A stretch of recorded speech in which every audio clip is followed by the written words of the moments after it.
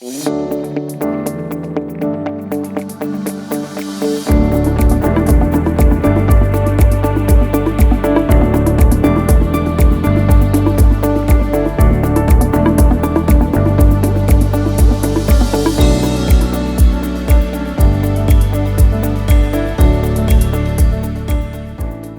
morning, everyone.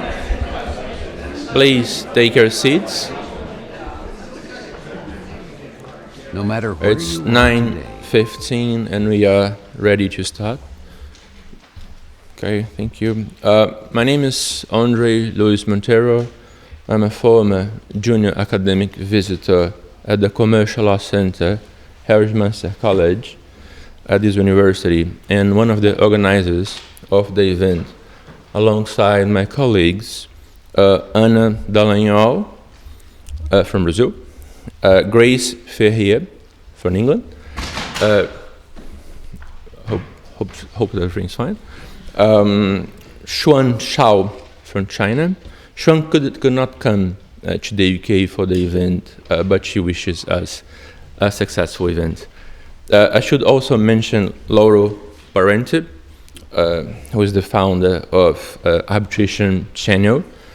If you don't know what is Arbitration Channel, go to Google and type Arbitration Channel. You can find videos about arbitration in English, Spanish, Portuguese, many languages. Thank you for your support and help with the organization. This is the 7th edition of this event, and we are very happy to have all of you here today. We know you have other professional and personal commitments, so it's not trivial to spend a day at an event. So thank you very much for coming and spend the day with us. As you can see in your program, which you have probably received at the reception desk, at the registration desk, this year we have 4 panels and a very special final session. The first panel deals with arbitration and insolvency. As you might know, arbitration is increasingly used to resolve various matters related to insolvency. The second panel is dedicated to ethics and international arbitration. And to be honest with you, we could have organized a full event exclusively dedicated to this topic. But we will have at least one panel. The third panel will discuss arbitration, oil and gas, and international sanctions. We are living difficult times. Many wars around the world. The 2 most discussed or broadcasted are the Russian-Ukrainian war and the Israel-Hamas war, and it brought to the arbitration some challenges regarding international sanctions, so this third panel will deal with that. The fourth panel and the last panel is on climate change and ESG disputes. We are already seeing a huge variety of ESG-related claims being brought across many jurisdictions, and both on commercial contract claims and treaty-based claims. Just to give you one example, the Dutch 2019 Model BIT states that investors can be held liable for a failure to comply with the UN guideline principles on business and human rights, and you probably we will probably have discussions on investment arbitration on these standards. Last but certainly not least, we'll be gifted with a fireside chat between Paula Hodges Casey and Eduardo Silva Romero, moderated by Manish Agarwal. I think I don't need to say anything about our final session. The participant names speak themselves. I should come to an end to this welcome address by saying thank you to many people. First, we want to thank the speakers and moderators, in particular those ones who have come from other countries, the US, France, and Brazil. A double special thanks to Yasmine Lahlou and Adriana Houston, because they flew from the US to the UK for our event. As you might know, this is Thanksgiving in the US, so they have decided to roast the turkey in England in an English style. We also have to say thank you to our sponsors, whose support is absolutely essential. Grant Thornton, you can see on the screen, KMCCBC, Skadden, Sheffield Lindsay, Nardello & Co., Arnold & Porter, Kincaid, XGIVS, Three Crowns, and LeForce Advogados. Thank you also to our media partners. Another special thanks to our brilliant student called Yulia Tomasiaki. She's helping us with the registration outside, and she'll be with us in a second. Finally, you might know that the Oxford Arbitration Day is a fundraising event. We have entered into a partnership with the UK Foreign Office, and every year we grant scholarships for talented students who want to come to the UK to do their LLMs.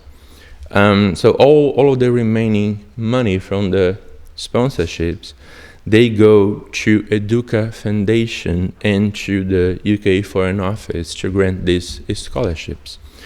I will finish this welcome address by wishing you an excellent day, an excellent event, and by inviting Dr. Kristin van Zwieten, the director of the Commercial Law Center of this university, to come to the stand and officially open the event.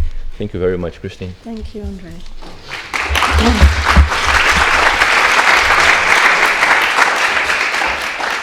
Good morning, everybody. It's a real pleasure for me to be here in my capacity as the director of the Commercial Law Centre at Harris Manchester College in the University of Oxford. The Centre is pleased and proud to support this event, but we can't take any credit for it.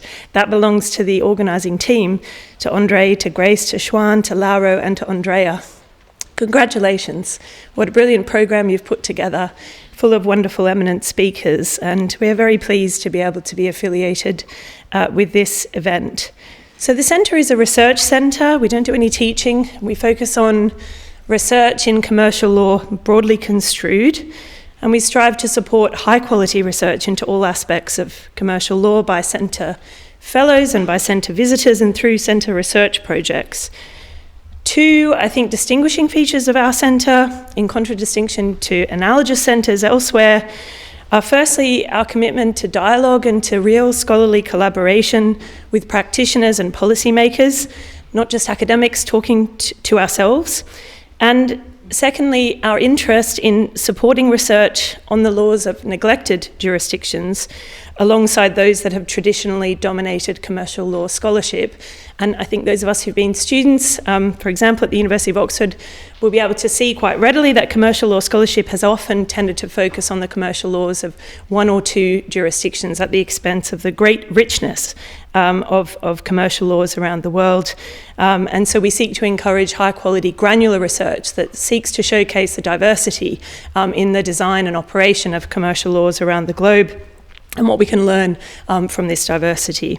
So André is a great success story for the Centre because André came as an academic visitor to the Centre, and this event has grown out of that short visit to the University of Oxford. And more specifically, it's grown out of the synergies between André's academic interests and his career as a senior practitioner. So I want to say that we welcome other PhD students and early career researchers and academics to be visitors to our centre and to the wonderful Harris-Manchester College at which the centre is based. I also want to say that from time to time we have also been able to welcome senior practitioners into the life of the centre as visitors and judges into the life of the centre as visitors. So if you are interested in being a visitor to the centre for a short period to progress a research project, please write to me. We will be pleased to welcome you. And I hope, well, we can only hope that such visits will be as fruitful as André's. I mean, you've set the bar pretty high to have organised this coming out of an academic visit to Oxford. I just want to finish by saying something brief about the substance of today's event. I mean, we can be in no doubt, I think, as to the importance of the subject matter of today's conference. Those of us who are non-specialists, who are not arbitration specialists, I think it's fair to say, watch with amazement on the onset of the pandemic at the speed at which the global arbitration community managed to pivot, to innovate and adjust in response to the shock, demonstrating, I think, a certain flexibility, arguably, to respond to shocks that perhaps some state-supplied institutions may lack. In my area, that is insolvency law, on the English law side, there have also been some important cases in recent years testing the territory, as it were, of the specialist zone of arbitration and the relationship between that specialist zone and the general insolvency law. And I think from an English law perspective, I think it's fair to say there's been some surprise, at least at the extent to which English courts seem prepared to give effect or seek to give full effect to the intention of the parties to arbitral agreements when we have these questions of intersection arising. So what does this produce? This combination of apparently a higher degree of ability to be flexible and to innovate, and strong support from state-supplied solutions for these private ordering solutions, means that there is clear opportunity for arbitration to do lots of meaningful work. There is also, of course, a bunch of hard questions that arise as to the limit of private ordering solutions, and also as to the interactions between state-supplied institutions across borders, because I think it's also fair to say that it is not every jurisdiction that is perhaps as supportive as English courts have been to seeking to give full effect to arbitral agreements. So there are hard questions where national courts disagree on the space that's to be given to private ordering. And I think, it's never been more important to ask these hard questions against the backdrop of new shocks and crises that are the subject of panels later in the day. The climate crisis, the war in Ukraine, and other exogenous shocks. We should be very interested in private ordering solutions as complements, perhaps to some extent, subject to the interests of third parties and public policy, even as substitutes for state-supplied solutions to legal problems. So congratulations, André. I think you've, and the organising team, it's a brilliant programme that goes right to the heart of hard questions that we should care about, and I'm looking forward to listening to the discussion. Thank you very much. Shall I now invite panellists to come up for the first panel? Brilliant.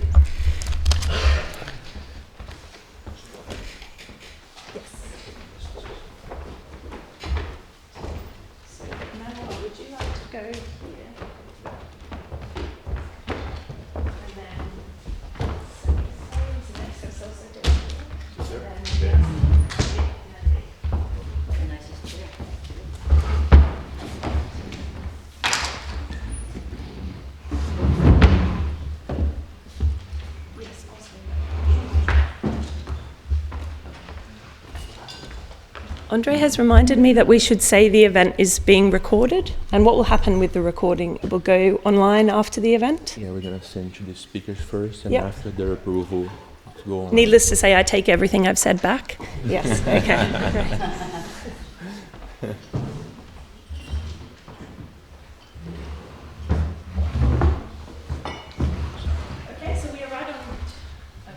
On, correct? Yep. Okay, so we are right on time to begin the first panel on arbitration and insolvency, and I've alluded to some questions that are interesting to me as an insolvency lawyer about this, the relationship between these two domains, and so I'm very pleased that I've been invited to chair this panel, and thank you for the invitation to do so. We have 4 esteemed, distinguished panelists who are on panel 1, and I'm going to ask them to briefly introduce themselves just by saying who they are, the institution with which they're connected, and what they do at that institution, beginning with Dr. Penades. Please turn your microphone to green before you speak. Thank you very much, Kristin, and thank you for the invitation. My name is Manuel Penades. I'm a reader at King's College London, where I teach private international law, cross-border insolvency and arbitration, and I also sit as arbitrator and act as expert witness in some cases. Thank you. Thank you very much, Manuel. Celso. Hello, good morning. I'm Celso Xavier, or in English, perhaps maybe Celso Xavier. I'm a practitioner. I'm a founding partner of XGI-VS that we founded 6 months ago. Before that, I've been in a full-service Brazilian law firm for 26 years, and I pretty much do litigation, arbitration, and insolvency. As I'm going to tell you, I mean, all these 3 areas, they are always together. So I think good practitioners, in the end of the day, they should know a little bit about these 3 specifics. Thanks, Celso. Yasmine. Good morning, everyone. Great to see such a great crowd. My name is Yasmine Lahlou. I am a partner at a New York-based disputes boutique firm called Chaffetz Lindsay, and my practice is focused on international arbitration as counsel and arbitrator, and increasingly in enforcement work, foreign judgment, foreign award enforcement, especially in the New York and DC courts. Brilliant. Thanks, Yasmine. And Mick, finally. Hi, I'm Mick Smith. I'm a principal at Burford Capital, which is a very large litigation finance business. My role is to lead the origination of very interesting deals throughout the EMEA region, and much of that comes from bankruptcy, which we'll hear about a little bit later. Thank you very much, Mick. So the format for the panel, we have 90 minutes on the clock, and the format for the panel is that each of our panelists are going to give a brief presentation which touches on some of their experiences of the thorny issues that arise at the intersection of the domain of general insolvency law and the domain of arbitral agreements. So each panelist will give a presentation for no more than 12 minutes. I shall wave at you wildly as you approach the 12-minute mark. And then we're going to have an opportunity for, I hope, a good discussion in Q&A. So please keep a record of the questions you'd like to put to panelists, and we really encourage a full, robust discussion at the conclusion of the presentations. So Dr. Penades is going to open the presentations. Manuel, would you like to do that from the lectern because you've got slides? Would that make sense? I'm happy to. Oh, you can do it from there too? Perfect. Whatever is best for you. So that, can you see the slides from where you're sitting? It might be easier if you use the lectern. Yeah, brilliant. So over to you, Manuel. Thank you very much. Can you hear me well? Very good. So my task is to provide a brief overview of the tensions that arise when a party to arbitration becomes insolvent, and also to introduce briefly the IBA Toolkit on Insolvency and Arbitration, which I co-directed and published with the IBA Arbitration Committee 2 years ago now. So I thought I would start with a couple of cases in which I have been involved as expert witness, and which I believe illustrate quite nicely the tensions that may arise when a party to arbitration is subject to insolvency proceedings in another country. So in the first case here we have the branch of in Uruguay of a Brazilian company. And by branch, I don't mean an autonomous legal entity. I mean a registered establishment in Uruguay from a Brazilian company. That Uruguayan branch entered into a contract with a company from Belgium, which included an ICC arbitration clause seated in Madrid, Spain. Now, a dispute arose in that contract, and the Belgium entity commenced arbitration proceedings in Madrid, claiming 400 million against the company from Uruguay, or the branch in Uruguay. The Uruguayan company counterclaimed with 300 million. So it started to be quite a significant battle at that stage. What happened is that the insolvency proceedings were opened first in Brazil and followed by territorial insolvency proceedings in Uruguay, with the interesting situation that Brazilian law, if I'm not wrong, said, and I was told, I'm not a Brazilian lawyer, that the opening of insolvency did not stop the continuation of pending arbitration proceedings. And the same happened to be the law in Spain, which was the seat of the arbitration. However, the place where insolvency proceedings had actually been opened, the law of Uruguay said, bring the dispute here. That is, any patrimonial dispute that has an impact on the assets of the insolvent debtor must be resolved by the insolvency court because of some principles of attractive jurisdiction.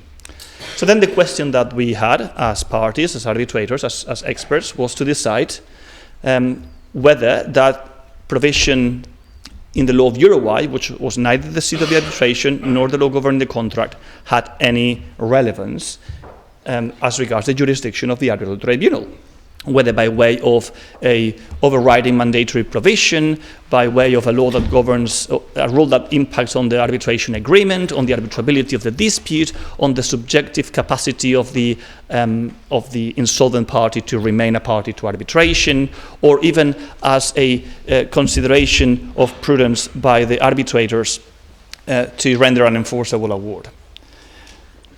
So perhaps we can start with a show of hands. How many of you think that we, as arbitrators, imagine that you are the arbitrators, and I'm sure you could say, it depends, I need to know more facts. Well, I'm an unsophisticated client, I need to know a yes or a no. How many of you would say, yes, we continue with the arbitration and we disregard the rules in Uruguay? All of you would pay deference to the law of Uruguay? How many of you would say, we discontinue with these proceedings and the dispute will now be resolved by the local courts in Uruguay? Right? I can see a bit of hesitation there. Right, let's look very briefly at the second case. So here we have a Spanish company that contracts with a company from Dubai, and that contract contains an ad hoc arbitration clause seated in London. The relationship doesn't go well. There's an alleged breach by the company in Dubai. As a consequence of that breach, the company in Spain enters into insolvency proceedings, and now the insolvency practitioner in Spain wants to bring a claim against the company in Dubai for around $500,000. Now, what happens is that the insolvency practitioner says, my insolvency allows me to terminate the contract and terminate the arbitration agreement too. So I don't have to claim against the company in Dubai based on the arbitration clause. I can now go to my insolvency court directly and ask them to resolve this. That is, I'm not bound by the by the arbitration agreement any longer. So the question again was, what is the impact of a unilaterally declared suspension of the arbitration agreement by the insolvency practitioner on the jurisdiction of an arbitration tribunal sitting in London? And to what extent is the company in Dubai bound by that at all? So as you can see, those two scenarios, very briefly, illustrate that insolvency and arbitration can interact in different stages. Like insolvency can commence first, and then that raises questions as to the commencement of arbitration, and vice versa. That is, we have arbitration ongoing already, and suddenly insolvency proceedings open. And the question is usually, for both arbitrators and courts, whether we can continue or not with the arbitration, or we can commence arbitration. So in that sense, arbitration sometimes can be used, and I should say abused, as a bar to arbitration. When insolvency only opens after the arbitration has come to an end, and therefore we already have an arbitration award, the question is whether we can enforce the arbitration award against an insolvent party. And there's a fair amount of forum shopping in a good way that can be done, precisely trying to enforce where assets are located, and insolvency proceedings have not been recognized, and have been involved personally in a couple of cases where that has been successful. But here, usually we have courts under the New York Convention having to decide, what do I give priority to? The foreign award under the New York Convention, or the foreign insolvency that is being invoked before me, and therefore the prohibition to carry out individual enforcement actions. And here, because of some examples I have seen, sometimes arbitration can de facto become a pseudo-security. That is, you have higher chances of success if your credit is backed by an arbitration award than is backed by an ordinary contract or by a national judgment. And I should add just one additional point here, is that even though I've mentioned courts in both the stages, actually courts do not always approach this issue in the same way. Sometimes they are courts acting in an insolvency capacity, the insolvency court. Other times, courts are acting on an arbitration-related dispute. That is, setting aside of the arbitration award, enforcement of the agreement, anti-suit injunction. There have been many examples. And unfortunately, those various hats that courts wear in different instances means that they don't always resolve the same issue in the same way. So Kristin made a point before that English courts have been perhaps quite lenient towards arbitration agreements in insolvency cases. In all those cases, however, insolvency proceedings were foreign. And I very much doubt that the very same approach would have been followed had the insolvency proceeding taken place in England over an English company. So that's an interesting consideration. And if we enter into the legal complexities behind that, is that when a national court is addressing this issue when a national court is addressing this issue in an arbitration-related matter, the framework or the context of the dispute imposes a framework of thinking, the New York Convention and traditional categories of arbitration. The arbitration agreement is valid or not? Is the matter arbitrable or not? Does the party has capacity or not? And those categories impose a way of thinking and also impose, very importantly, a choice of law analysis. What law governs the arbitration agreement? What law governs arbitrability? And if insolvency law is not that law, it's very easy to say, well, we don't care about the insolvency process because it's not within the law that governs such category. On the other side, if you are the insolvency court asking yourself exactly the same question, then your framework of analysis is different because you think in the context of insolvency law and insolvency rules. Before Brexit, the European Insolvency Regulation, or currently the UNCITRAL model law adapted in England, and therefore the automatic stay that follows from a recognition. So these various characterizations have a crucial impact both in an insolvency context and the arbitration context. And my experience as expert witness explaining this before arbitral tribunals and arguing a position is that there is a huge, probably disproportionate amount of time, effort, and money being spent on framing the question. The question is always the same. Can I continue with arbitration, yes or no? Just tell me that. But the reason is always so complex, so expensive, precisely in a situation where we don't have money. So what we tried to do to answer these questions of jurisdiction, procedure, and enforcement was precisely to create a toolkit, the IBA Toolkit on Insolvency and Arbitration, which in a not paternalistic way, but tries to hold the hands of those professionals who come across these questions, and therefore asks 45 questions, so a very long number of questions, to clarify various legal issues so that insolvency courts, insolvency practitioners, parties, and arbitrators now know how to navigate. So we don't provide in that IBA toolkit, we don't provide the ultimate answer, whether you can arbitrate or not. At least we guide the analysis so that everyone involved in the very same case, asking themselves the very same question, will reach the same answer. Because otherwise we have cases where the arbitral tribunal goes ahead and suddenly they clash with a national court that says, I'm not going to recognize that award. And therefore the whole process has been wasted. So we try to just harmonize the way of thinking rather than the outcome. Now, I know that UNCITRAL at the moment is thinking about something similar with the Working Group 5 on insolvency, on the law applicable to arbitration agreements, and I'm somehow involved in those conversations too because of my expertise here. Now, just for, I have 1.5 minutes and I will conclude there, I promise, but just to give you briefly what the IBA toolkit does, it distinguishes two scenarios. First of all, local insolvency proceedings and arbitration abroad. So what is the answer that insolvency law gives to that situation towards whether we can continue or not with arbitration elsewhere? And so usually those answers, those questions are aimed at the insolvency practitioner and the National Insolvency Court. So we understand insolvency law. But then we have a second part of the toolkit which asks the opposite question. You're an arbitral tribunal and you're being invoked a foreign insolvency rule before you impacting on your jurisdiction, on your procedure. And the question is, what weight do you give to that foreign insolvency rule?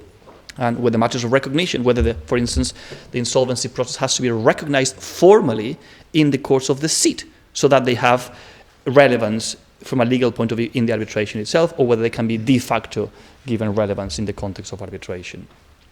Now, the toolkit has national reports from around 25 jurisdictions. That's around 1,000 pages of information out there. Then, which I can tell you, monitoring them was quite painful, but it was very formative on the other side. After that, having absorbed that information, we drafted an explanatory report, around 80 pages, comparing national responses and identifying global trends. And finally, we produced a checklist. That is that holding hand method that would guide you to yes, no, and more or less where you end up with the process. So that's the overall sort of gist of the IBA toolkit. I exceeded my time by 13 seconds. Apologies for that. Thank you very much for your attention, and I'm very happy to answer questions later on.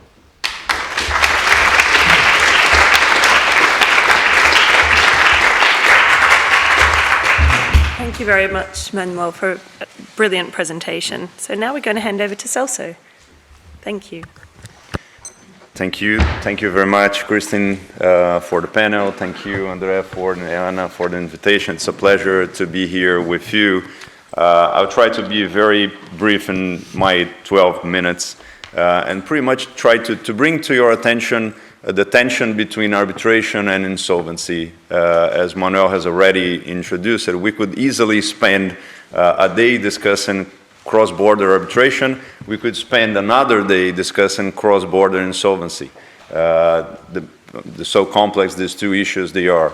And now we decided to bring these two complex issues into just one, arbitration and insolvency, which pretty much, I read a holding from the U.S. Supreme Court which had to deal with that, and it said that, well, we are dealing with two polar extremes, exactly two edges, because these two systems, they don't combine, especially when you put these two systems into different countries, and then you need to deal with domestic laws. Then it's really a mess for all of us who are practitioners that we need to deal with transnational and transborder and cross-border litigation and insolvency.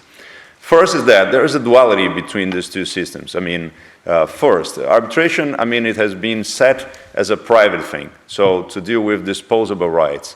On the other hand, if you deal with insolvency, you're dealing with collectivity. I mean, it doesn't matter what one single person thinks. What matters is really what the state has to do and what we need to do to pay off all the creditors. So these are absolutely two edges. On the other side, there are also two antagonists, for example, confidentiality and publicity. I mean, if you go to arbitration, I mean, the principle will be that everything is confidential. If you go to any insolvency procedure, everything has to be public because you need to call all the creditors to come to the insolvency procedure. In addition to that, in arbitration, you are dealing with disposable, waivable rights. That would be the principle, at very least, of commercial arbitration, the way we know. If you go to insolvency procedure, well, it's actually the opposite. You're going to be dealing with non-disposable rights. There will be principles such as the par condition creditorum, that the creditors, they need to be treated equally depending on the type of credits they are holding. So how do we combine these two systems when a company in an arbitration happens to be also in an insolvency procedure? That's the tension. And that's why, fortunately, I mean, the practitioners, the students, the people who are paying attention to that, we created discussions in UNCITRAL, in IBA, in an association such as TMA, the Turnaround Management Association, for example, exactly to discuss these gray zones and this tension. Obviously, I'll not talk about other jurisdictions. I'm going to focus more on Brazil.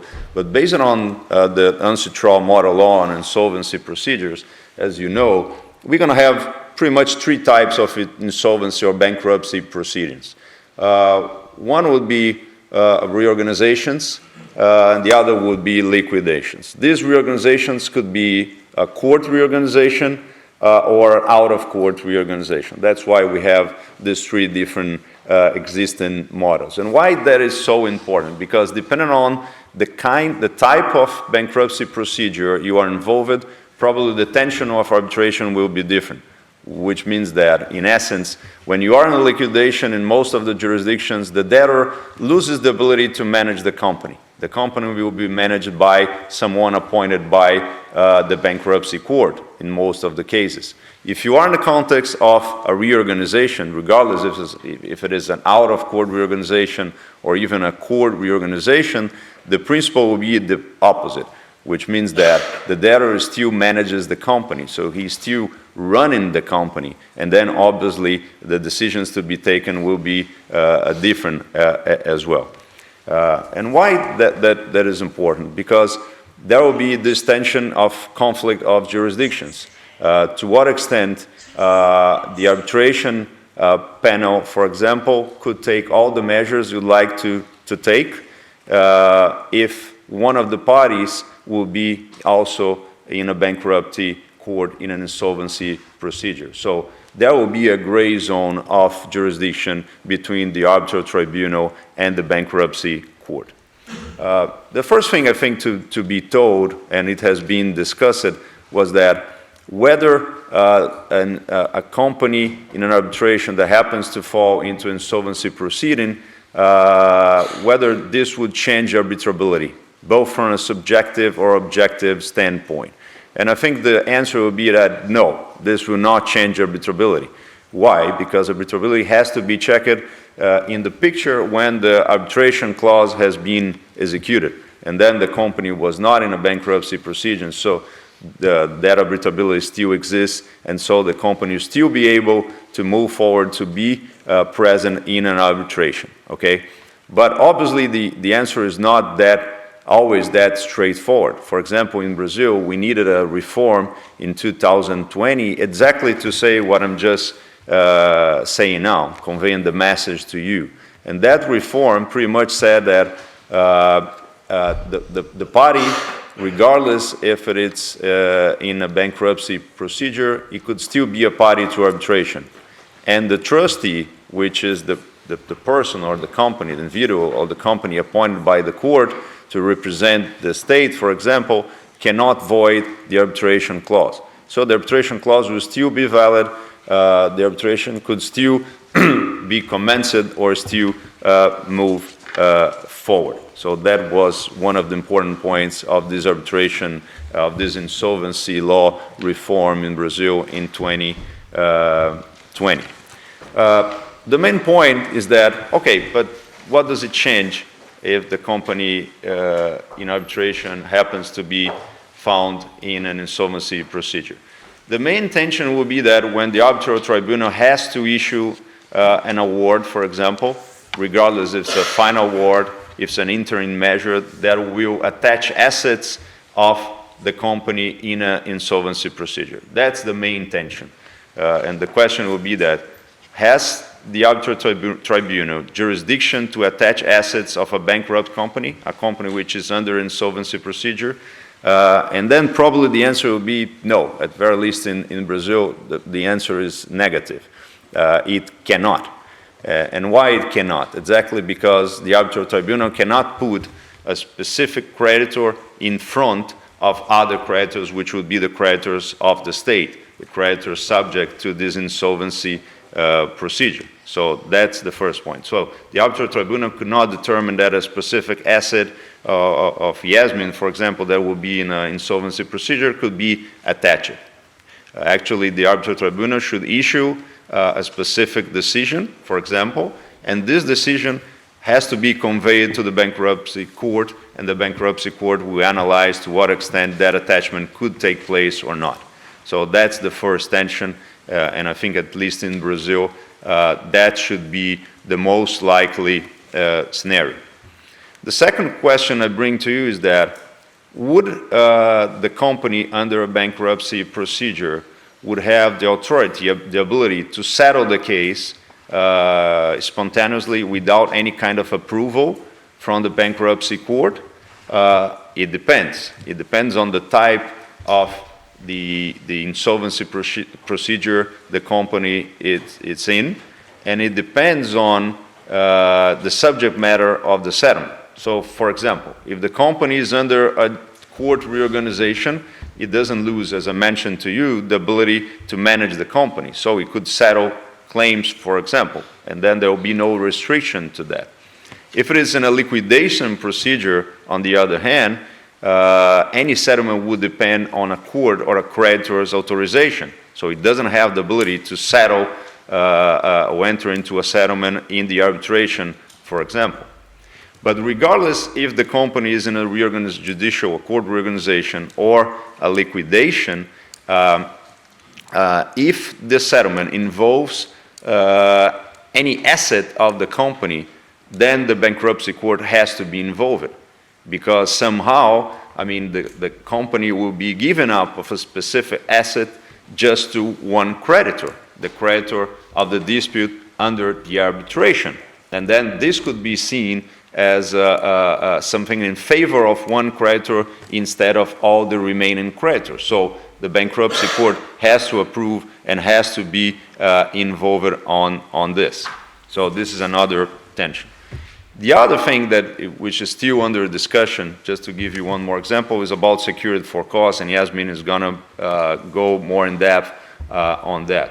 To what extent the arbitral tribunal may require a company under bankruptcy, for example, to post a bond, to pay for attorney fees, to pay for the fees owed to the arbitrators, and so on and so forth.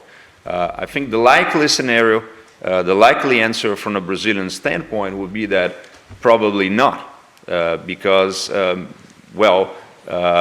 court reorganization, for example, is a benefit given by the law to debtors. So these debtors, once it has been granted with this relief, could not be put in a position which would be worse than before filing this bankruptcy procedure. So probably the arbitral tribunal could not have jurisdiction to require a specific security, a specific bond just because of that. The last point I would comment with you is that, and then Mick probably will touch this issue, is about the interest of hedge funds in arbitrations that will be bankrupt companies in one side or the other, or at least as a claimant that will be entitled to a potential credit, because that company doesn't have probably money to afford for all the costs of the arbitration, and probably that arbitration award the claimant is seeking, the bankrupt company is seeking, is likely to be an important asset of the company, right? So at the same time, the claimant doesn't have specific tools to fight hard to get that important award. And at the same time, that award is in the interest of all the creditors, I mean the state, because this is where the money will be coming from. And then the hedge funds, they get in to say, well, I'm here perhaps to help you out. But then the question deals with publicity and confidentiality, because based on Brazilian bankruptcy law, for example, the bankrupt company could only sell an asset, it goes through a bidding process. And a bidding process obviously is a public process. I mean, you need to give disclosure to third parties to say, well, I have an asset here. I may have an award against André of 100 million, and I need to sell that because otherwise I'll not pay my creditors. So I need to get all the potential bids to increase the value of that. But at the same time, how could I disclose that there is an arbitration, an ongoing arbitration? How could I disclose the subject matter of that arbitration? Because if I don't disclose, nobody's going to purchase that from me, right? And so that's another important gray zone to deal with, the ability to sell this asset and still keep the confidentiality of the arbitration, since the defendant has nothing to do with that. And then just trying to wrap up, one of the points that Manuel has brought is about cross-border insolvency and arbitration. Also, this reform that I mentioned to you in Brazil of the bankruptcy law in 2020 brought into the country the cross-border insolvency. So pretty much the ability of Brazil recognizing foreign insolvency procedure as Brazilian insolvency procedures. And it happens from time to time when, for example, a foreign company established in the UK, it has assets in Brazil. So if it doesn't get a protection in the Brazilian territory, probably creditors in Brazil will go after this UK company in Brazil and attach assets. So up to 2020, that would be an alternative. But nowadays, with this reform, the UK company may apply for recognition in Brazil to try to get an stay and to protect the assets in Brazil as well. And then what the law says that, well, that specific decisions made in the UK court, for example, they have to be undertaken by the Brazilian local court. And the Brazilian local court has to work in cooperation with the UK court or in any foreign court, provided that those decisions made, in my example in UK, will not violate Brazilian public laws. And then that is the tension. So, for example, in a few jurisdictions, the filing of a bankruptcy procedure will stay arbitrations. I think that happens, for example, in US. In Brazil, it doesn't happen this way.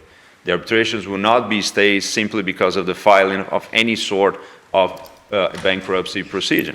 So let's assume that in UK that will be a possibility. So would the stay of a domestic Brazilian arbitration, would that be stayed because of UK insolvency procedure which is recognized in Brazil as well or not? Would that violate a Brazilian public law or that would not violate? So in the end of the day, should the Brazilian domestic arbitration should move forward or should be stayed because of this recognition?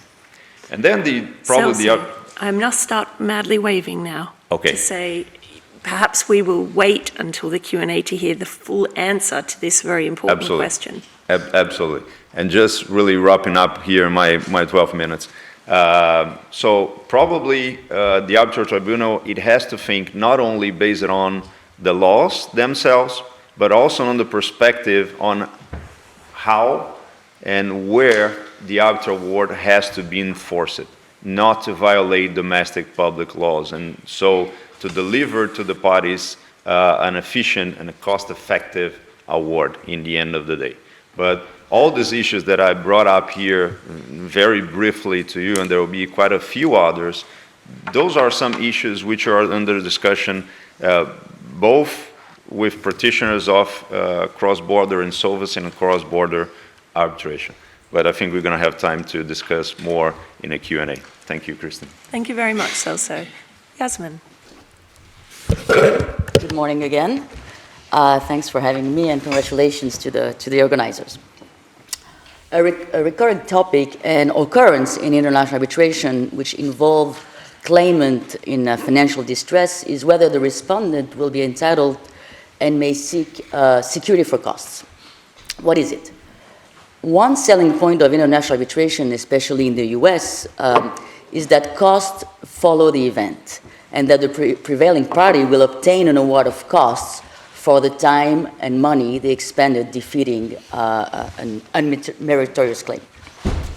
However, there is limited consolation when it turns out that the claimant does not have the funds to meet an award of costs. The classic example is a claim brought by a shell company which has no assets but is funded by a shareholder or an outside funder, and once the claimant loses, that third party will not be liable for any award of costs since they are not a party to the arbitration. One way a respondent will be protected against that risk is if it can obtain an order for security for costs. It's an order that requires the claimant to post security to cover just the costs of the arbitration, not an ultimate award of damages, but also generally an order that says that if you do not post the security, your claim cannot proceed. So it is an extremely powerful tool to protect a respondent against frivolous claims. Security for cost is a divisive topic within legal tradition. It's been described as an English idiosyncrasy. And it is still true that this is a form of interim relief that is given much broader recognition in England than elsewhere. And in fact, Section 38 of the Arbitration Act from 1996 especially recognizes the authority of arbitral tribunals to award security for costs. And I don't think that the current reforms being contemplated in England, in Parliament, of the Arbitration Act will touch at all on that provision. that favor in England for the security for cost has been reflected in arbitration rules from institutions from common law jurisdictions. I'm talking about the LCIA, the Hong Kong International Arbitration Center, or SIAC, Singapore Arbitration Center. Those three sets of rules expressly contemplate the tribunal's authority to award security for costs. This is much less the case in non-common law jurisdictions, also known as civil law jurisdictions, where security for costs has been looked upon with diffidence, if not disdain. Of the European jurisdictions, Switzerland presents perhaps the highest level of hostility towards security for costs, because there is a so-called Swiss doctrine that says that a defendant in arbitration proceedings can never ask for what's called the cautio judicatum solvi, which is basically a Latin word for security for costs. And in the same vein, none of the other major arbitral institution rules, or the ancestral rules, or model law for that matter, expressly and specifically address the tribunal's authority to order security for costs. This would be included in their discretion generally to grant interim measures.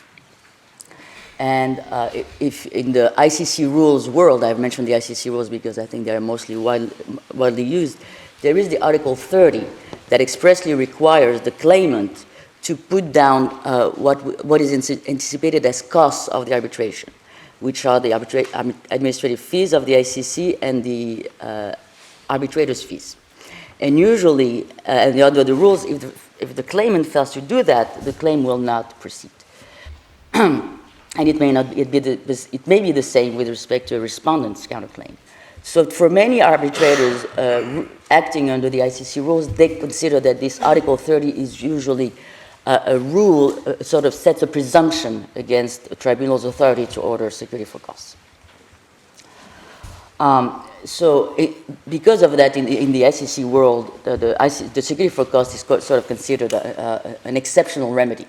And a good example in the English jurisdictions is the so-called Coppée-Lavalin against Ken-Ren chemicals from 1994. This was an arbitration initiated by Ken-Ren, a bankrupt company, against Coppée-Lavalin, under the ICC rules, but seated in England. The claimant, Ken-Ren, paid the ICC arbitration costs, but the respondent refused to pay their own share on the ground that Ken-Ren was bankrupt. But instead of asking the arbitral tribunal for security for costs, they went straight to the English courts, considering that they had much higher chances of obtaining such an award.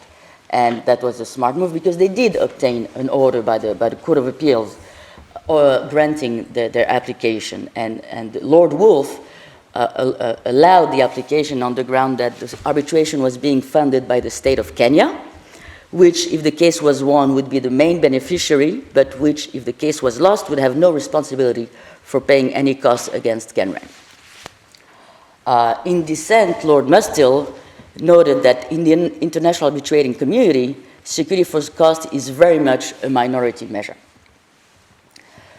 So in Ken-Ren, the judges were careful to flag the specific circumstances that warranted security for costs in that case, even though they were dealing with a bankrupt company. The reality is that many respondents have latched onto the mere fact that the claimant was insolvent to seek security for costs. Very often it is the manifestation of sharp practice to disrupt a meritorious claim, raising in turn questions of access of justice. In the absence of rules setting forth the condition for that relief, tribunals must look at international standards, which are reflected in prior awards and academic literature. The conditions generally for an applicant to establish is to obtain such measures that there is urgency, or it will suffer grave and irreparable harm, the risk of which it did not accept when it consented to arbitration, and that the other side, generally the claimant, is not a bona fide, and that the claim was brought in bad faith, meaning that the case is not even arguable on the merits. For many tribunals, signs of financial risk such as bankruptcy may not be predictive of a party's assets to finance arbitration or honor future costs. In other words, urgency is a critical component as the risk of irreparable harm. In an ICC case number 1443, the tribunal found the claimant's insolvency was insufficient to warrant a cost because there was no evidence that the claimant would be unable to cover the costs, and that the tribunal that found that the claimant's financial situation was sufficient to cover the short-term liability and the cost award. Furthermore, even if a party's insolvency proceedings posed an actual threat to a party's ability to recover a potential cost award, that risk alone does not constitute irreparable injury for purposes of a security of costs award. For example, Gary Bourne, the risk of a party's insolvency or inability to pay is inherent to commercial transactions, and there is no reason for a tribunal to change the bargain for exposure for credit. And as early as 1997, in an award that was published in the ASA, the Swiss Association Bulletin, the tribunal denied an application for security for costs against a party who was in voluntary arbitration bankruptcy proceedings because commercial risks, including bankruptcy, are inherent to international commerce and does not warrant security in the absence of bad faith. Well, it sort of makes sense because another approach, namely the mere risk of a party's inability to satisfy an award being sufficient to get security for cost, would turn the security for cost as the rule and no longer the exception. And operators are expected to mitigate their risk by bargaining for some form of security in their contract. And in the bankruptcy context, if you look at a survey of cases, most tribunals will award an award for security for cost if they find a fundamental change in circumstances after the parties have agreed to arbitrate. They say that there must be evidence of a material enforcing change in the position of the parties. And both in the commercial or the ICSID cases, it is found either when there is a serious deterioration of a party's financial status beyond the commercial risks, and there are bad faith maneuvers by the claimant intended to frustrate the other party's claim. For instance, if you find that a party has taken certain steps to divest itself of certain assets or to become just an empty shell in case it loses an arbitration. And in many awards, you will find an explicit finding by the tribunal that it is not sufficient in itself that you are in bankruptcy to seek security for cost, but you must have been organizing your own insolvency, or that you deliberately provoked your own insolvency to avoid the financial risks related to an arbitration award. Another condition that many arbitral tribunals impose is a showing that in the circumstances, in that particular circumstances of the case, it would be unfair not to protect the respondent. And you can imagine the concern of unfairness largely arises of sort of how frivolous the claim seems prima facie. Some authors, Alan Radford, probably a manifestation of his Englishness, objects to the additional requirement of the fundamental change in circumstances. He thinks that this is a fundamentally flawed additional condition, and if the tribunal has authority to award security for cost, there is no reason to add that condition. As I said at the beginning of this presentation, security for costs does raise policy concerns. There is sort of a forcing an impecunious client to put up or shut up raises questions about access to justice. And this is especially the case when it's hard at the beginning of a case to know whether whether the claim has actually merits, has legs, or if it's brought in bad faith. And those concerns, as Noah Robbins noted, raise two main concerns in the context of enforcement of validity of the award is whether or not it's going to be consistent with public policy of the place where you seek enforcement under the New York Convention or the place of the seat of the arbitration, and whether that security for cost in effect prevented a party from presenting its case. There is, of course, limited reason for a respondent to look into enforcing their award, because what they want basically is to stop a claim in their tracks. And if they get an award with prejudice saying that the claimant's claim is dismissed because the claimant failed to put security, well, the respondent is not going to need really to be enforcing that award. When it comes to the validity of the award, it is another problem. I'll conclude with a case that touches on what Celso talked about, which is sort of the interplay between an order for security for cost and its enforcement in courts. And it goes very much to your point. The case is called Abeinsa Holding, Inc., 2019, from the bankruptcy court in Delaware. At the end of the bankruptcy, a restructuring plan had been adopted that contained certain injunctions, including against enforcing, collecting against the assets of the estate. And all the debtors' claims had been assigned to a trust who was entrusted with enforcing and collecting all the contractual rights of the debtors, which is what they did, and started an ICC arbitration against a counterpart who had delivered defective solar panels. And during the proceedings, the respondent obtained an order for security for costs and ordering to put up a bond, ordering the claimant to put up a bond. The respondent went to court in California, where the debtors had their business. As is often the case in the US, companies are incorporated in Delaware, but their main places of business are elsewhere in the United States. So they went to California to enforce the security for costs. The trust rushed to bankruptcy court in Delaware to seek an injunction against that enforcement action. And they prevailed. The bankruptcy court said, first, I have exclusive jurisdiction because you are seeking to touch on the asset of the claimant, and the only court that has authority under the reorganization plan that was adopted by the court and the creditors is that you have to come to me. Also because touching on the assets of the debtor covered by the restructuring plan is a core bankruptcy matter, which under federal bankruptcy law means it has to be decided by the federal court. And ultimately, they enjoyed enforcement, and just like I think what the court in Brazil said, the tribunal had has the authority to quantify liability, to determine who's liable under the contract and how much it is liable for, but it has no authority to order the debtor to pay anything, and this is within the purview of the exclusive jurisdiction of this court. I thought it was an interesting example in the context of security for costs, even though I suspect the same reasoning would apply in the broader context.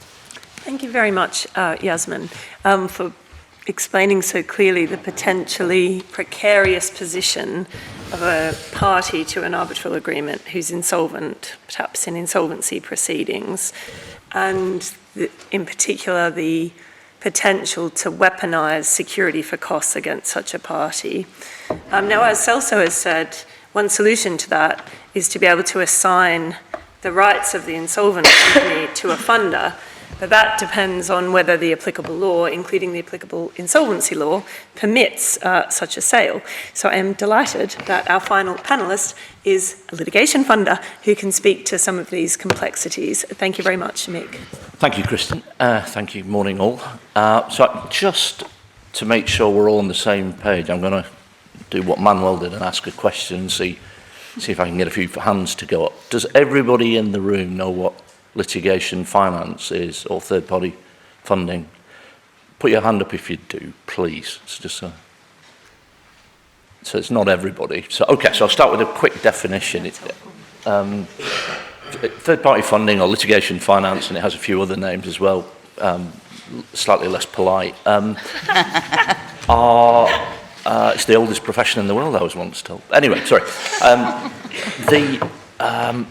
Third-party funding. It's the provision of finance to a litigant to pay the costs of running that piece of litigation or arbitration in return for some reward if and only if that piece of litigation or arbitration is successful.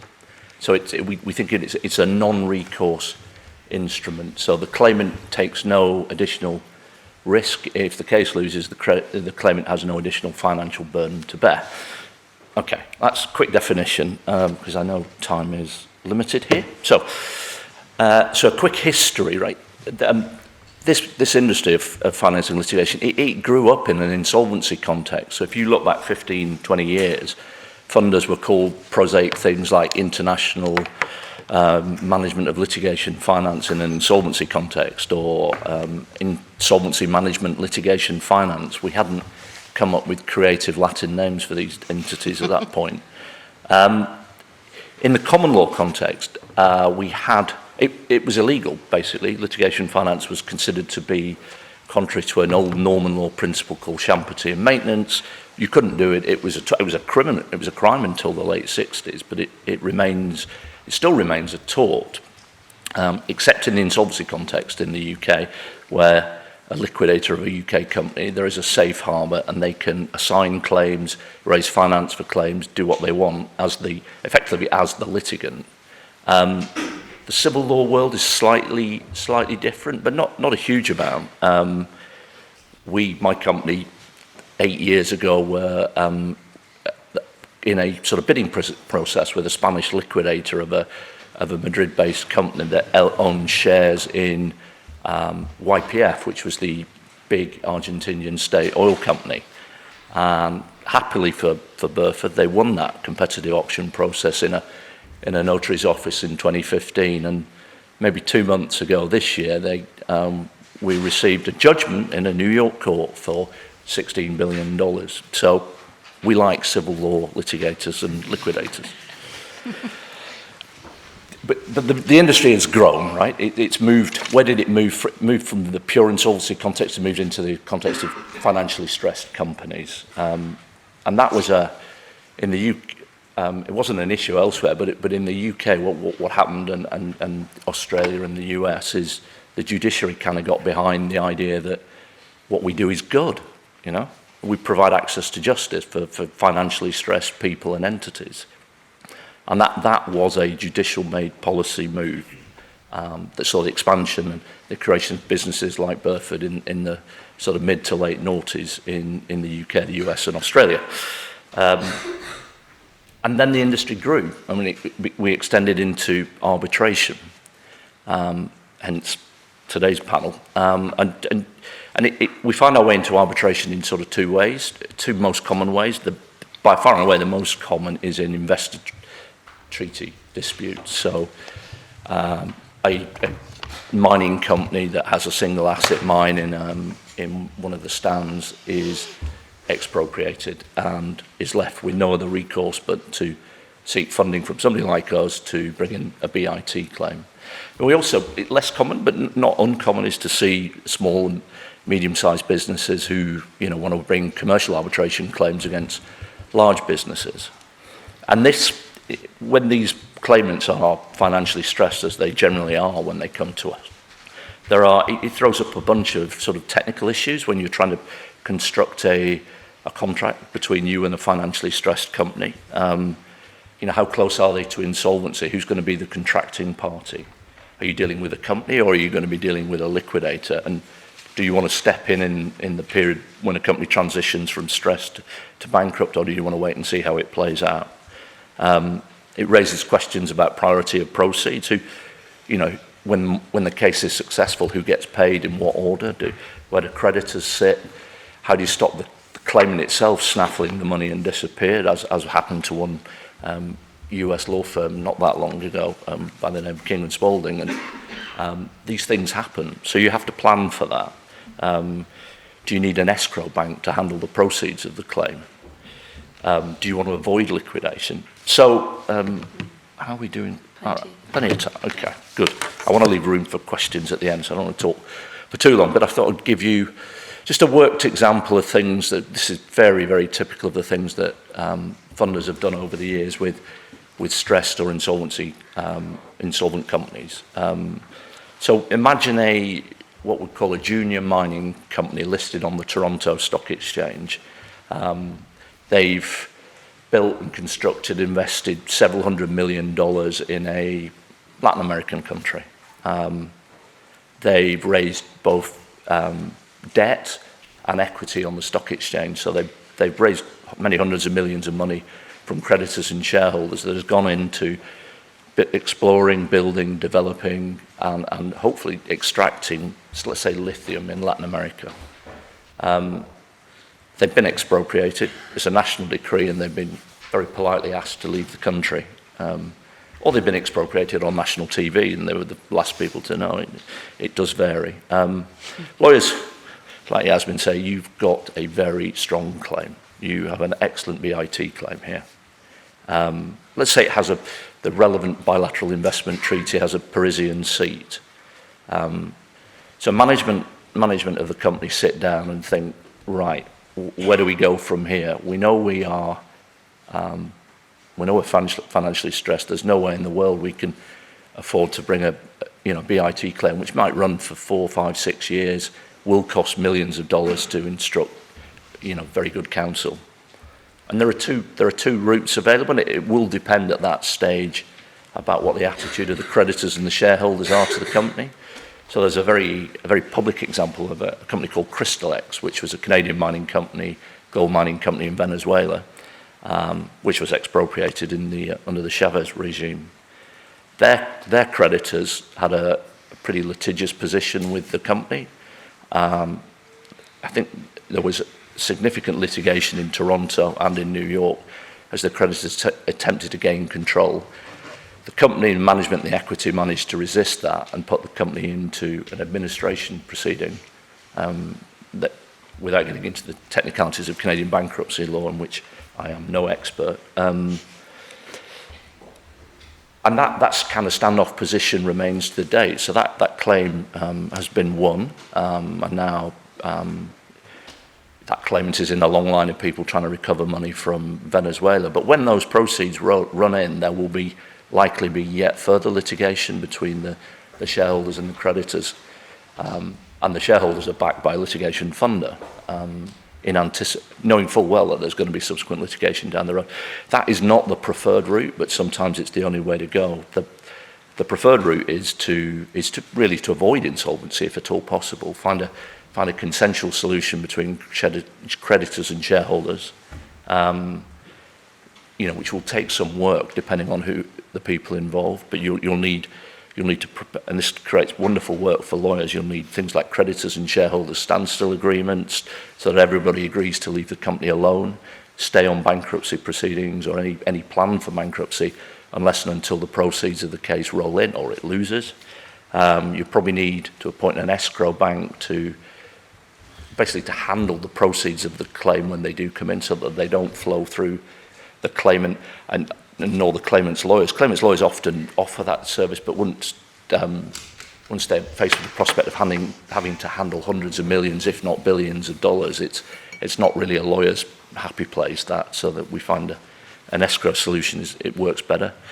And then you end up doing quite complicated work. So in the example I gave, if a funder were coming in and wanted to strike a deal with management and enter into a financing arrangement, they'd say, well, we want security over the proceeds of the claim, and then you enter into so where do I register security? Probably in Canada.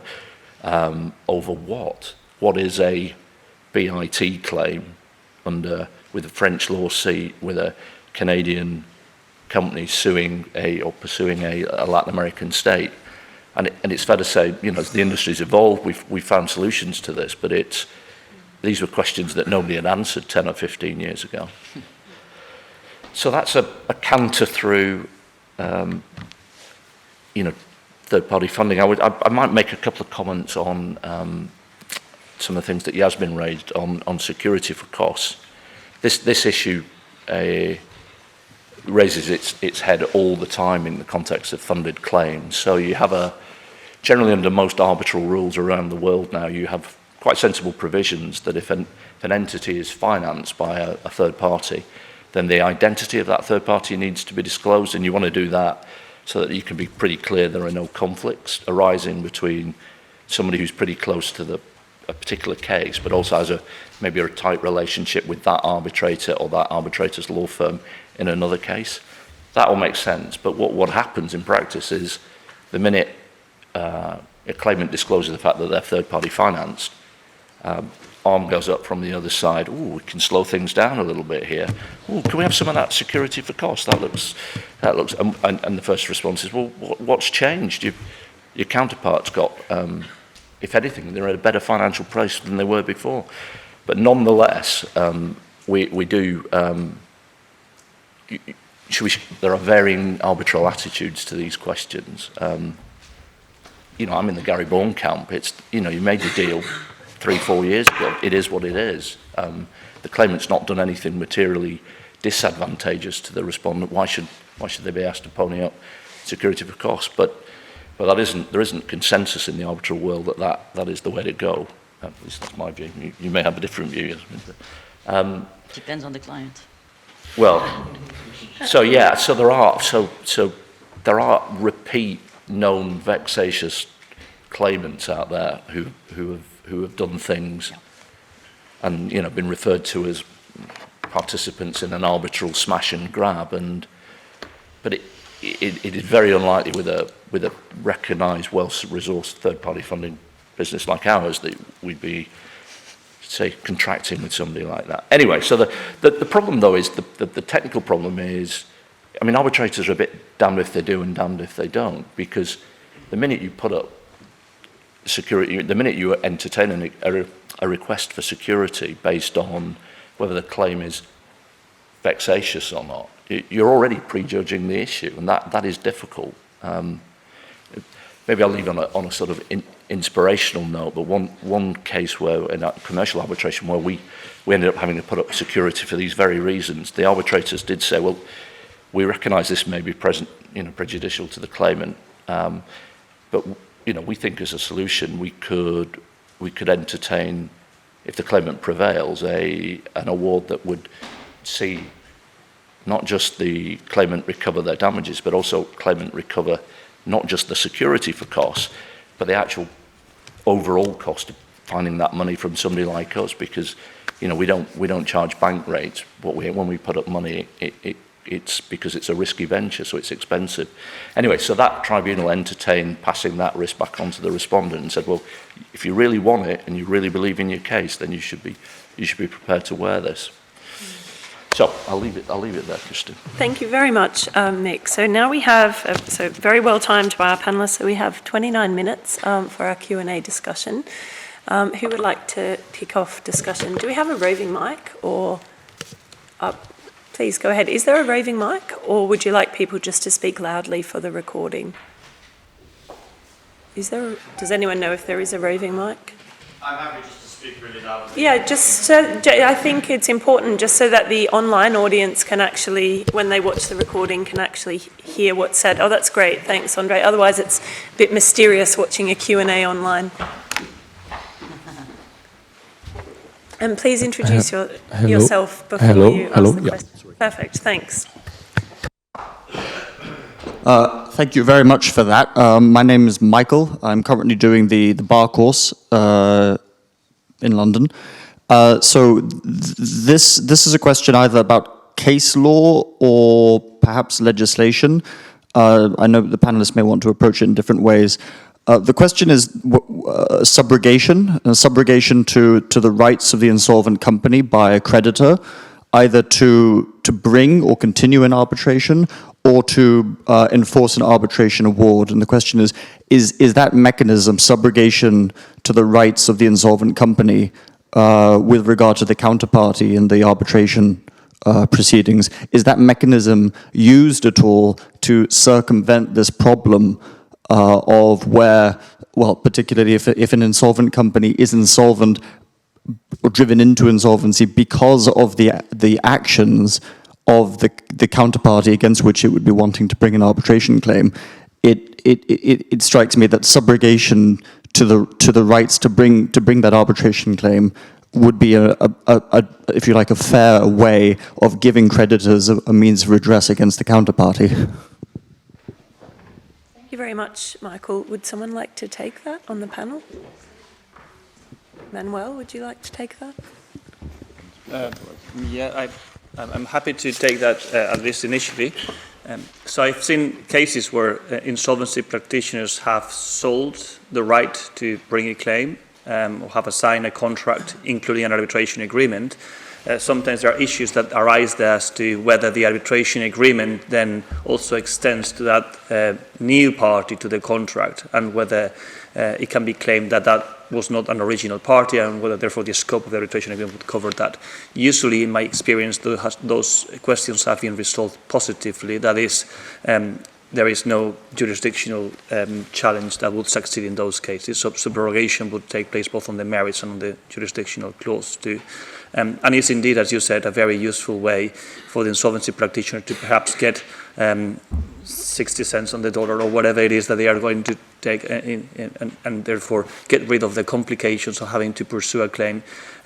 It also brings an additional issue that is actually related to what some of my colleagues mentioned before, that when an insolvent party has to bring a claim and therefore they are the active part on the dispute, there are some jurisdictions that have found that the inability of that insolvent party to even pay the advance of cost, let alone security for the cost, but even the advance of cost required by some institutional rules, is a reason to render the arbitration agreement inoperative or incapable of being performed, if we use the expression of Article 5(1)(a) of the New York Convention or Section 9 of the Arbitration Act. That's certainly not the case in England, either as claimant or respondent, although there is one instance in which an English court decided that where the inability of a party to commence arbitration and therefore to advance those costs was motivated by the breach of contract by the other party. That is, I'm insolvent because you breached the contract, and that's why now I don't have any money to even start proceedings against you. That's a reason where access to justice, Article 6 of the European Convention of Human Rights, would become relevant, and therefore a reason why parties would be able to go to court. That's also the situation in Germany. In contrast, the Supreme Court in France and Italy have addressed the issue differently, and they have given preference to arbitration. And in all the context of this discussion, which, as you can see, is quite rich, brings human rights and insolvency to arbitration law, the availability and the growing presence of third-party funding has indeed become very relevant, because to some extent it has eliminated that area of a party being prevented from accessing justice, because the availability of funding sometimes is the replacement of that. But it does throw up a technical issue, which is that assignment going to kind of work by versus legal versus equitable, and will you lose jurisdiction in the arbitration as a result? That's the sort of. So I think we've been quite nervy. I mean, you taking an assignment of a claim from an English liquidator is a well-trodden path, but assignment of a claim in an arbitration, maybe you need some pretty good advice that works as a legal assignment versus an equitable assignment. My comment on that, I think, Michael, your question, I think the gray zones will depend on when the subrogation will take place, taking into account the existence or not of an insolvency procedure. If subrogation takes place before any filing, and it takes place because of an assignment, well, this is the freedom of a certain creditor to assign his position under certain contract to a third party. You need to assess whether that specific contract will allow the assignment without the other side's approval or not. And then obviously, if it's allowed, or if the other side approves that, then if there is an arbitration clause, that moves along, and then you may have an arbitration in the future. So I don't think that's too tricky. The tricky part is that when there is an insolvency procedure, an ongoing one, and the party, which will be a claimant in an arbitration, decides to assign those arbitration rights or the contractual position of the agreement under the arbitration to a third party because of X, Y, or Z reasons, and obviously the reason will be pretty much, economically. And then there might be restrictions on that assignment, because under bankruptcy laws in most of the countries, the idea would be to maximize the potentiality of that specific asset. So the more third parties pay, the better for the state. And then there may be a bidding procedure to get more hedge funds interest on that to raise the value that will be paid for that. But that would be the constraint that I see. The other constraint that I see is that there may be a change in the claimant. And that may trigger, for example, new conflicts with the arbitration panel, for example. So as I think Mick said, I mean, instead of having Celso as a claimant, we're going to have his fund as a new claimant because of the subrogation, because of the assignment, and perhaps his fund will have a relationship with the panel. So what is going to happen? And then it depends maybe on the applicable law, it may depend on the terms of reference. For example, we see very often the replacement of lawyers in ongoing arbitrations. And some of the terms of reference may say that, well, if there is a new lawyer that will cause a conflict with the arbitration panel, that lawyer could not act. Exactly because we may have an ongoing arbitration about to be decided on the merits, a final award, and then instead of having Celso, Yasmine come in.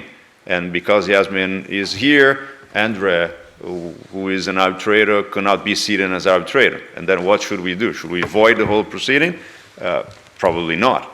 But it depends on what is written in the terms of reference. So the most modern terms of reference would say that, well, if there's a new lawyer who comes in, and this may trigger a conflict of interest with the arbitration panel, which is there, well, that lawyer could not come in.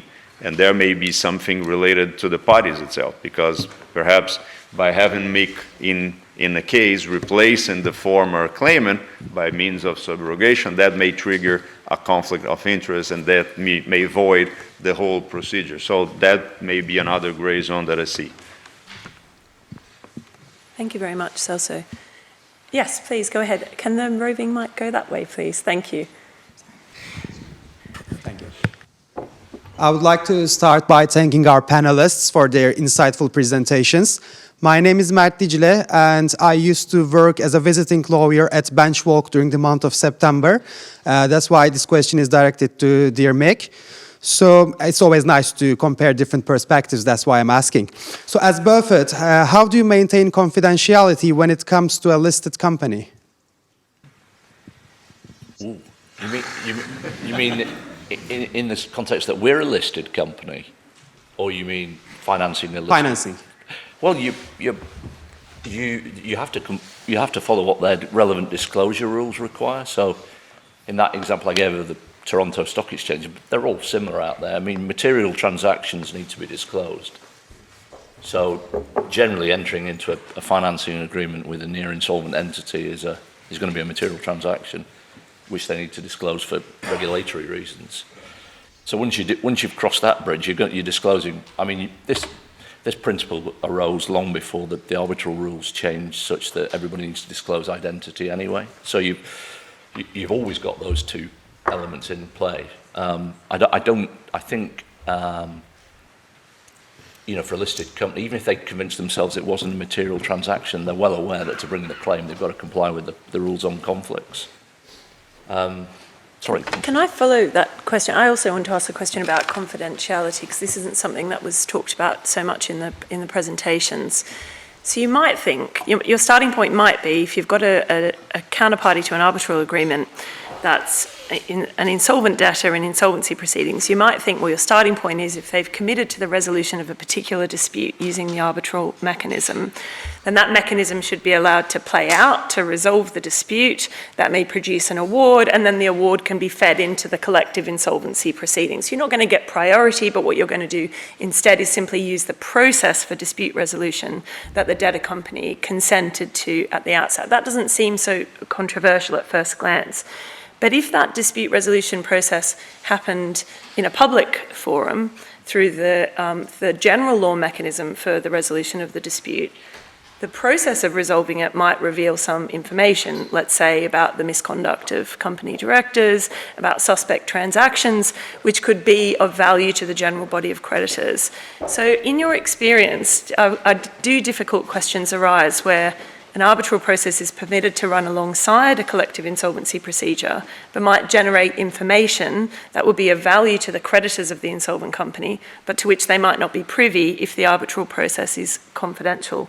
Or is this a silly question because in practice, the insolvency office holder is going to have to be in some way involved in the arbitral process and therefore might learn the information? But can they use it if they learn it? Thanks. Well, I may get started off with that, at least from the Brazilian perspective. Regardless of the type, Kristin, of insolvency procedure in Brazil, there will be two characters who are very important. First is the court trustee, who is someone appointed by the court to oversee what is going on with the state. Even if it's in a court reorganization that the debtor doesn't lose the ability to manage the company, there will be such a character. And second, there will be the public prosecutor, seeing whether there will be a fraud, any kind of crime. So what the trustee has to do is to oversee all the cases and everything and get all the information. So it has the ability to get information for the arbitration proceeding, particularly those pieces that you mentioned about fraud of former managers and so on and so forth. Perhaps bring up this information to the bankrupt court and may start an investigation without disclosing the subject matter of the arbitration, which pretty much doesn't matter. So he's overseeing what is going on. He gets the information about, well, Kristin committed a fraud. Okay, he brings that to the prosecution office, and then the prosecution office is going to start an investigation on the former managers and may get information from that arbitration. So at the same point, the state will be informed about that. On the other hand, the other side of the arbitration will not be, jeopardized by the disclosure of certain information because it's just that specific information without revealing the source. Okay. And arbitration is not there as a tool to protect oneself against these things. This is not what arbitration is for. I mean, if you opted for confidentiality, you want to protect state secrets, etc. If you've done something wrong and the trustee knows about it, you cannot use the fact that there is an confidential arbitration as a shield against the trustee using it against you. It would be I'm not arguing that point to a judge. So confidentiality indeed raises lots of questions in the interaction between insolvency and arbitration, and that's why, just out of interest, question 17 of the IBA Toolkit precisely addresses confidentiality and asks rapporteurs to reflect on that. And so even beyond the cases of potential malpractice that you pointed out, there are, even when arbitration proceeds in an ordinary fashion, the insolvency practitioner is involved in the arbitration and they might have a duty to report to the body of creditors in general or at least to the insolvency court. And that raises tensions, even if there isn't any concern about whether that transaction was legitimate or not. And it was very interesting in the process of drafting that IBA toolkit how very differently national jurisdictions or national laws approach this issue. Whereas in some instances it was said that the public interest prevails over confidentiality, so that's a legitimate exception to the ordinary rules on confidentiality, so that the IP who is involved in the arbitration is fully entitled to disclose as many details as are relevant for the appropriate conduct of the insolvency, whereas in other cases, confidentiality in arbitration continues to play a relevant role, and therefore the information that the IP is entitled to share is limited. Now, it depends as well on what's the power that the IP has to make decisions alone, or whether it's subject to authorization by the Committee of Creditors, in which case the Committee of Creditors or the National Court would need to be better informed. But an additional point, if I may, very briefly on this, is that sometimes the IP discovers that indeed that contract was a transaction at undervalue or was a fraudulent transaction. And suddenly, the insolvency practitioner, appearing as defendant in those proceedings, because it's a claim by a creditor, intends to set aside the transaction. And then we have a counterclaim. That is, I don't owe you any money, and on top of that, I'm going to request the declaration that this contract is void. Now, who decides that question? Who decides the counterclaim? Because that's an insolvency-related matter. That cause of action only arises because of insolvency. And now the question is, what can the arbitral tribunal do in those cases? Can the arbitral tribunal decide on that issue? Is that arbitrable? Or are they forced to suspend proceedings, allow the insolvency court to decide based on exclusive jurisdiction that point, and only if the contract is confirmed, then we go back to arbitration to resolve the contractual claim, or should everything go to the insolvency forum? And that's a decision that's an issue that has not been resolved, and I have actually encountered different responses to this issue. What is interesting, however, is that very similarly, questions concerning exclusive jurisdiction for IP rights, not insolvency, IP rights, are presenting exactly the same questions, and the Court of Justice of the European Union has before it now one question that might resolve this in the IP context, hopefully by the end of the year, and that might extend to insolvency context. Extremely interesting. I mean, so your reference to transaction avoidance raises the intriguing prospect of what if the agreement, the arbitral agreement, is itself part of a transaction which is susceptible to being set aside under the applicable insolvency law, so that you end up, depending on the design of the transaction avoidance rules, potentially with a decision that the underlying agreement is itself void or somehow ineffective, which may have other implications for the ongoing conduct of the arbitral process. So I take the point to be here that in many cases, depending on the applicable law, the information that the office holder or representative of creditors may acquire during the arbitral process may potentially be able to be used in other settings as well, but it will be a function of the applicable law. I imagine there are also then some difficult procedural questions that might arise, for example, around self-incrimination in giving evidence in an arbitral process. Would anyone else from the floor like to ask a question? Great, thank you. Hi, it's Sean Gibbs. I sit as an arbitrator and adjudicator in construction disputes, and I was quite interested in Mick using the comment smash and grab. I've heard that in the construction adjudication context, and there's quite a lot of law surrounding that, but I've not heard it used in arbitration. Can you elaborate more on that particular point? This was the point about vexatious insolvent debtors who are going for an arbitral award they probably shouldn't get.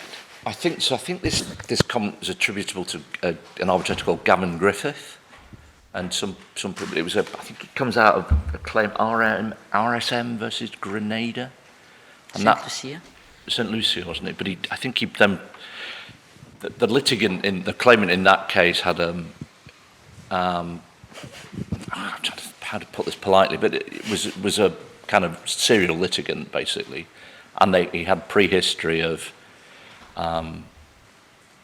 effectively bringing a claim and I think either taking assets from the company or ensuring there was nothing in the company for the purpose of bringing the claim, and that was and so that he had an outstanding unpaid, I think an outstanding unpaid costs award, and that was a kind of major factor in that tribunal saying, you know what, we need security for costs here because of your previous behaviour. It's just that one arbitrator then went a little bit further in terms of, and he referred to it as, but then he went further again to say the mere presence of a third-party funder, whoever it is, should be taken as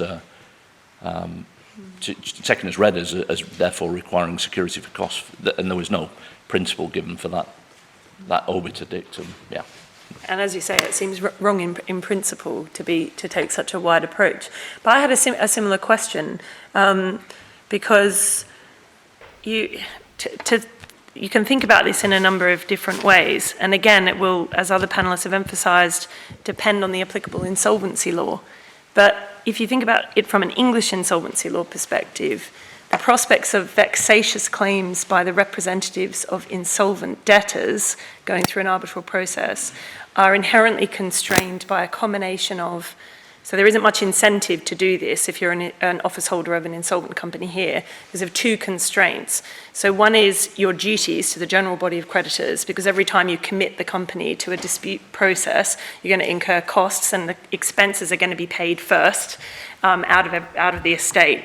And the second is your overriding duty to maximise the size of the pie for the general body of creditors. So the combination of the duties you owe creditors and the fact of the expenses rule, meaning that any costs that the office holder incurs have to be paid first, means there's actually already, by design in the insolvency framework, a constraint on vexatious action by an office holder. But again, that will depend on the applicable insolvency law. You could easily change one of those factors, and then there might be a greater incentive for vexatious action. that in a system where there are other controls on the decision to commit to a dispute resolution process, it obviously seems very undesirable to have as your starting point no third-party funding, because that means it's more likely, as Yasmine indicated, that you're going to weaponize insolvency against an insolvent debtor, and you're going to have good claims that an insolvent debtor has not being pursued. Yasmine, did you want to comment on this? Well, I would definitely use you as the expert witness if I'm arguing this. I don't advise that. Against the application of security for cost. I think you've summarized perfectly why a lot of these moves are pretextual. Yeah. And very often we're talking about those applications coming 2 weeks before the memorial is due by that party. So it's part of a broader strategy to disrupt an ability of a claimant to present their claim, and you will have expended money, because if you have negotiated a sort of a flat fee with your counsel, usually these kind of applications are outside the agreed upon deal. So these are ways that respondents have of adding the burden on the party without necessarily expecting to win the point. And also, because the claimant will be very sensitive not to lose that point, because it's extremely costly, will be extremely forthcoming on their finances, on any third-party funding, even sort of non-institutional. And so it's also a way for respondents to get information during the process, information that they would not be allowed to get otherwise. So I completely agree with you that that's another point, that insolvency per se should never be enough to get in security for costs, but it doesn't mean that it's not going to be requested. Yeah. So we have 4 minutes on the clock, so I want to abuse my position as chair to be provocative by asking a final question of each panelist. So thank you for these fantastic presentations. If one were to sum them up in a provocative way, one might say this sounds like a lawyer's playground. Lots of technicalities, differences in procedure across borders, lots of ability for lawyers to charge high fees, advising on the intricate relationship between the domain of insolvency law itself, highly specialised, and the uber specialised domain of arbitration. So Manuel spoke to the possibility of harmonisation. So is there a prospect of harmonising so that states offer some standard solutions or more standardised solutions to the basic questions that we've been talking about today, in your view? And so is there a real prospect of harmonisation? And if there were such a prospect, if this were feasible, what's the one thing that you would advocate for states to consider harmonising in this space? So let me start with Manuel, to be unfair, down the end of the table. Very unfair. Right. On prospects of harmonisation, there will be some, but very hard to get to. So UNCITRAL at the moment, Working Group 5, for those of you who are not aware, is trying to create a model law on the law applicable to define the effects of insolvency elsewhere, that is outside of the place where insolvency has been opened. Choice of law only. Choice of law alone. Right. They are intending to probably create a parallel model law to the model law on cross-border insolvency or insolvency-related judgments, which are two already existing model laws on that.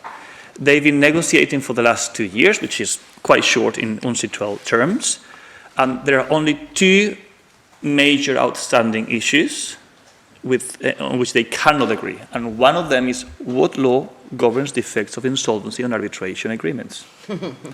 And we have the US, the EU delegation, which is impacting very much a coordinated approach of all the European Union member states, because they want to find a solution that is in line with the European insolvency regulation itself, which also provides choice of law rules. But they have realized in the negotiations, I've been told, not confidentially, but it's a smaller room, that they have realized that the European insolvency regulation rule is actually not that good anymore. So there will be a available choice of law rule at the international level that states will be able to adopt once this issue has been resolved. But the fact that it's been so controversial at the UN level demonstrates that we are very far away from consensus at domestic levels. And of course, the regulation itself doesn't solve choice of law questions to any, great, I mean, it solves some but not others, and leaves many difficult choice of law questions to be explored. Celso, is there a prospect of harmonisation? If there were, what's the one thing that you would advocate for? Yeah, I think first, Kristin, we are way better than used to be like a few years ago, for sure. I mean, because combining, as I mentioned, arbitration and insolvency, it's really a very difficult task.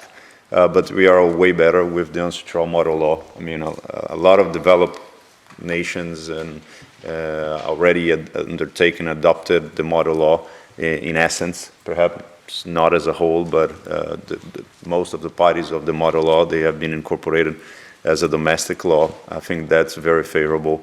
I think arbitration as well has developed quite a lot. The domestic courts, they are, in most of the cases, very arbitration friendly in terms of recognizing foreign awards. And I think this will give rise also to a recognition of foreign insolvency procedures the same way, which is also very good.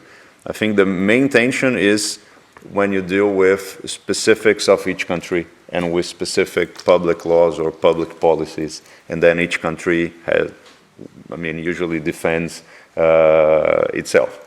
And I think that the harmonization has to discuss, for example, the consequences of the filing, specifically the stay. And in the specific that, each country has a different view on this, which is very detrimental to a company which has business worldwide, because then its ability to protect assets elsewhere will be quite harmed because of that. So I think that should be the main focus, I believe. Thank you, Celso. Yasmine. Yeah, I agree. I would not necessarily advocate for uniformity to the extent that the problem in those situations is more the uncertainty than the lack of uniformity. And I think that just the existence of the toolkit, the IBA Toolkit, is a great step towards giving clarity to litigants and arbitrators on what the state of law is, and it's fairly developed in most jurisdictions.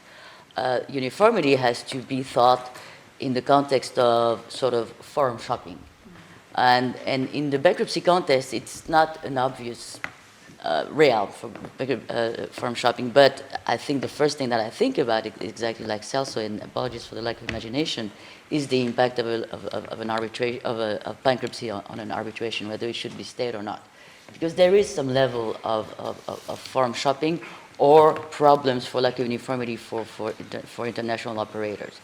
And if you're in Brazil and you don't have a stay, but you can have your bankruptcy recognized in other jurisdictions which may compel the stay, and which with assets that may be connected to assets outside their jurisdiction. Nick. Yeah, well, you're granting me one last wish, right? Which would be... Everyone agrees with litigation funders everywhere. The magic wand is waved. I'm going to go further than that. Money is everywhere. No, if we could have clarified in arbitral rules globally that when making costs awards, arbitrators could include the cost of providing security for costs, then I think that would be economically fair and clear, but it's probably asking a bit that. But if I could have it, I'd love it. I can understand that. Well, thank you. Please join me in thanking our wonderful panelists for a great discussion.